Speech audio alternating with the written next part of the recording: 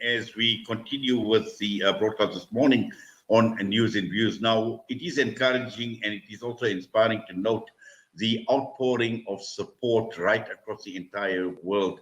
And we're talking about political, we talk about civil society groups, trade unions, students' networks, religious formations throughout the entire world coming together and obviously looking at Israel, recognizing the fact that the racist Israeli regime, obviously, with the occupation of Palestine, and more importantly, in terms of action being taken. And also, we've seen motions being passed, like the one by the UK Labour Party, which is now officially called Israel an apartheid state.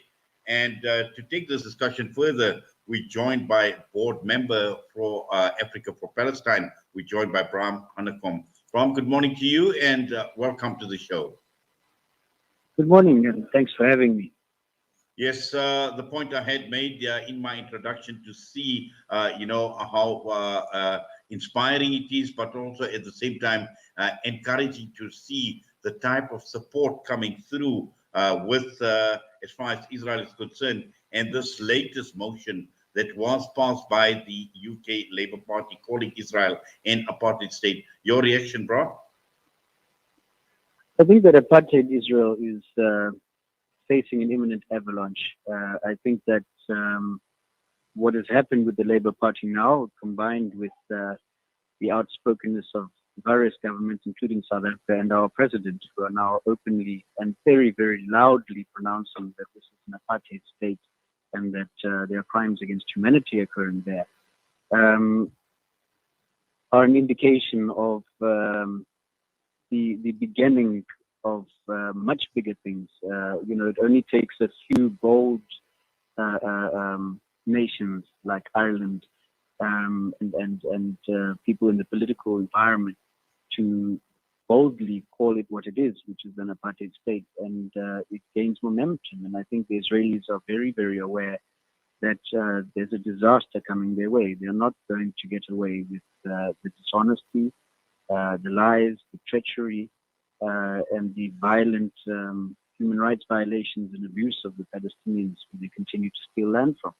And Yes. So I think it's momentous, this as an indication of an imminent avalanche of solidarity around the world, which has already begun, and it's only going to get bigger and bigger until it destroys this Israeli lobby.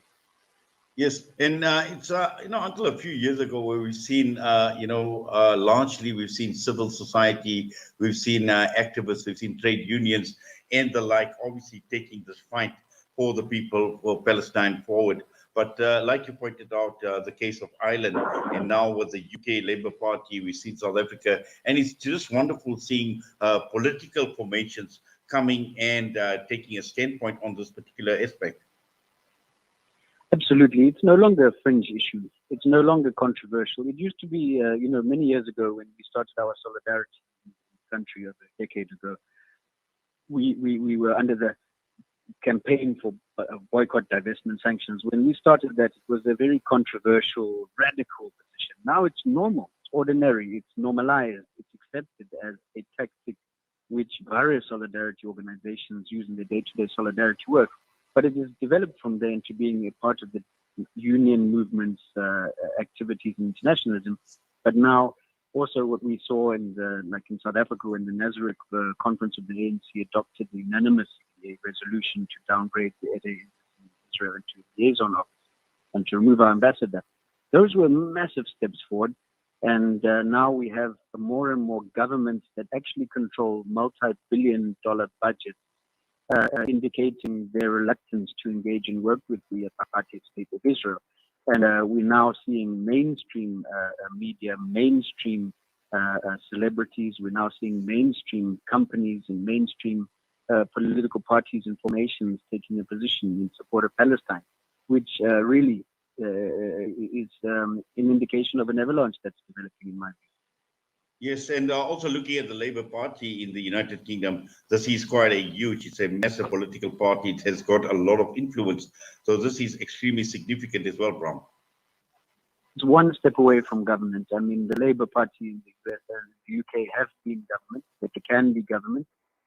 They have they're not a fringe minority, insignificant or irrelevant opposition party. Not that any opposition party is irrelevant or insignificant, but in reality, we're seeing structures and organizations with real power, real influence, taking a firm stance in Palestine. And this is the beginning of the end, I hope, for Israel and its Yes. racist policies. Yeah, and just looking at some of the specific issues that came out of this conference, of the Labour Party conference, talking about adhering to an ethical policy on all UK trade with Israel, and at the same time stopping any armed trade, obviously, that is used to violate the human rights of the Palestinian people. Absolutely. I think much like with our own governing party, the African National Congress, the resolutions are so significant and important.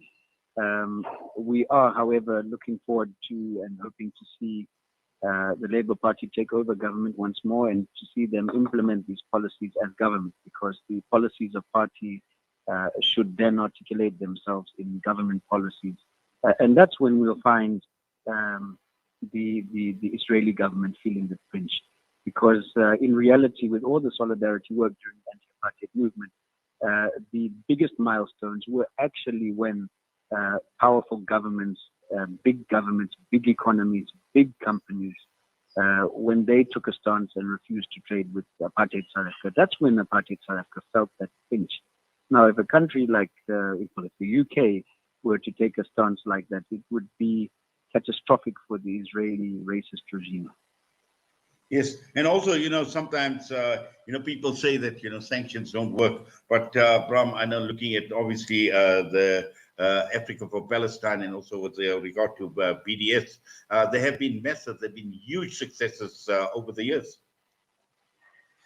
Yes, there's no doubt whatsoever that boycott, divestment, sanctions as a part of solidarity work is an essential component.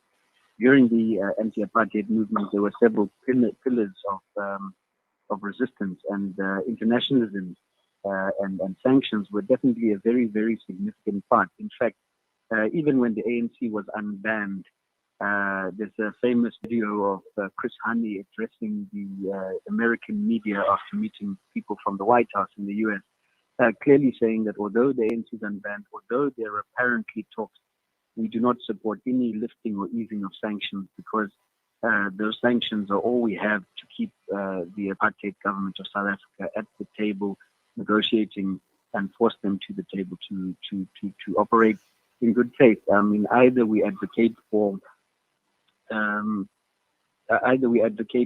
a just global community where there are checks and balances and no country is above reproach, or we accept that there are some countries that are more human than others, which we can never accept as a society. And the sanctions are a great way of providing support.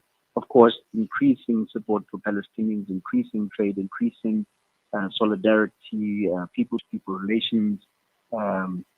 Increasingly, I also find that we as an organization and many others have started to openly say that Palestinians have a right to militarily defend their sovereignty, have a right to resist the occupation and to protect their sovereign soil, which is also part of international law. You are allowed to protect yourself, protect your private property, and countries are allowed to protect their statehood. And so we're seeing other aspects of solidarity and resistance being supported by the global community more and more. In fact, our own president spoke of the right to resist, which is really a massive step forward. Well, certainly. And also, I think when one looks at the political landscape globally, where we've seen large parts of Europe and also the United States of America, we've seen many countries move towards the right. And that basically gave Israel a free ride to do whatever it wanted to in the last few years, with all these right-wing governments that have basically mushroomed right across the world. But obviously that will come to an end at some point in time. And that is why, parties like the Labour Party, and I'm sure there are many right across the entire world who think just like the Labour Party. And I think that needs to happen, Bram.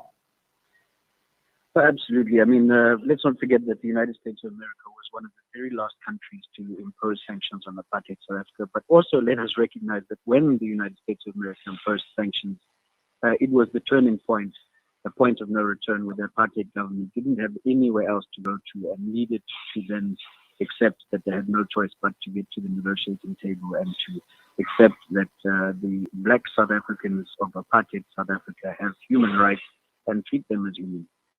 Hopefully we'll get to that point sooner rather than later where the United States stop funding this human rights violating regime. Clearly, the United States of America is the ultimate aim is to change the U.S. position, which will happen last. It's going to be the final straw that breaks the camel back. And we mustn't be disheartened by the fact that only about 3 Congress women have voted against the budget for the Israeli military regime. It's already, that's significant, and I think it's going to increase. And as Israel becomes more and more the skunk of the world, I think the American government will eventually be forced by civil society and the electorate to take a position in favor of the Palestinian people.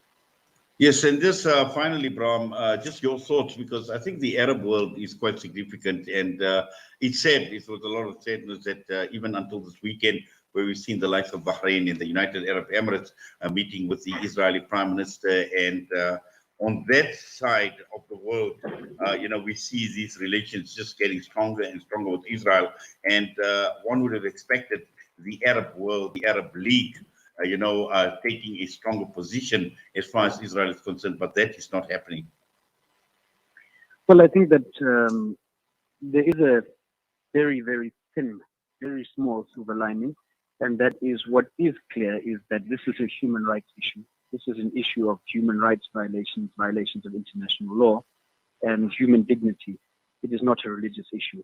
And therefore, it being a human rights issue, we mustn't be surprised that some corrupt governments are willing to be bribed by oil money and so on to support the Israeli regime, because these governments are not supporting a religious view, they're supporting human rights violations. And I think if anything would show that Israel and Palestine is not a religious issue, the fact that certain Arab states for corrupt reasons are willing to support Israel would show that it is not a religious issue, it's a human rights issue, and there's a divide between the good and the bad, the moral and the just, and those who are more concerned for their own financial gain than the human dignity and rights of others. Well, Bram, thank you very much for that and for your time with us this morning on News and Views on Salam Media. All the best to you. Please take care. Thank you so much. Thank you so much. Board member of Africa for Palestine, Bram Hanekom, was us this morning against the UK Labour Party, taking the standpoint and officially passing a resolution calling Israel an apartheid state. And that brings us straight on to 9:32 a.m. We come back, we'll be joined by Senzef. We'll be talking with the office manager at the South African National Zakat Fund. We'll be talking with Javed Hussein.